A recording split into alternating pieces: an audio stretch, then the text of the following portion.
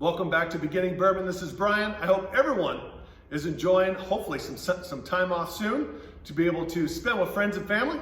And speaking of friends and family, I would ask that if you have enjoyed these videos, that you would share them with your friends and family. I would love to be able to see this subscriber base grow, and much of that is going to be because of the great work that you all do, letting other people know about this channel. So for those who have done that, thank you so much.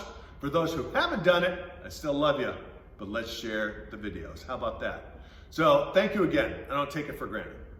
So today we're going to talk about what is a wheater or a wheated bourbon. What's a wheater or a wheated bourbon? So if you were to go back to the video that I did on what makes bourbon a bourbon, we learned that spirits are distilled from grains. When it comes to bourbon, the grain has to be used at least 51% of the time. So the primary grain has to be corn. Usually bourbons are used 3 grains, sometimes 4, but usually 3. Primary one always has to be corn. So the secondary grain is usually rye, and the third can be barley, it can be wheat, sometimes other grains have been used. So in regular bourbons, it's corn, then rye is the secondary, and then maybe wheat, barley is the third. When we are speaking about a wheater or a wheated bourbon, as you can guess, the secondary, instead of rye, the secondary grain is wheat. So corn primary, then wheat. So what does a wheater translate to flavor? A wheated bourbon has great flavor, awesome flavor. Perhaps it doesn't have as robust flavor as a rye bourbon has. Usually a wheated bourbon is going to be a little sweeter. That's what I find.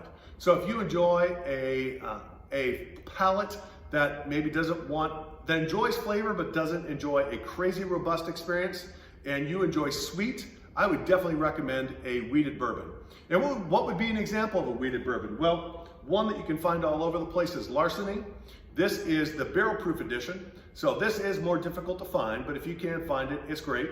And if barrel proof is too much, the great thing about barrel proof is you can always add a couple drops of water to proof it down to something that you would enjoy.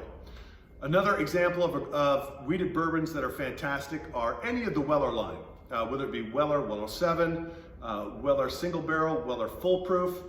They're great, they're difficult to find, and sometimes when you find them, they can be significantly higher than MSRP. So kind of make sure if you're going to pay any kind of crazy money, at least try them at a restaurant and enjoy a pour before you spend good money on that.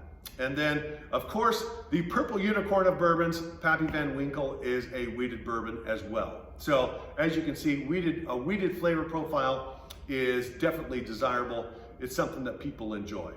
So that's what you got. That's what a wheated bourbon is. So if you hear someone talk about, hey, I enjoy a wheater or I enjoy a wheated bourbon, that just means that the bourbon is comprised of corn as the primary grain, which if it's a bourbon, corn always has to be the primary grain, and the secondary grain is corn. That's what a wheated bourbon is. Y'all take care, enjoy. Make sure that you spend some time and drink responsibly. Remember, enjoying a bottle of bourbon should be like a liquid cigar.